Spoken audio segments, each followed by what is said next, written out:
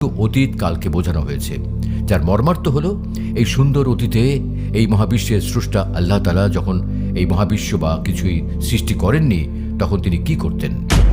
ভালো করে ভাবলে বোঝা যায়, সাধারণ দৃষ্টিতে বিষয়টি খুবই জটিল এবং দুর্বোধ্য। তবে বিষয়টি বুঝতে হলে প্রাথমিকভাবে আমাদের সময়ের প্রকৃত ধারণাটি সরলভাবে বুঝতে হবে যে প্রকৃতপক্ষে সময়ের প্রকৃতি বা কী রকম। আমাদের সরল দৃষ্টিতে সময় সবার জন্য এক, কিন্তু আসলে ব্যাপারটা সেরকম নয়। সময় স্থান ও গতিভেদে আপেক্ষিক, যা এক এক ব্যক্তির কাছে গতিভেদে এক এক রকম।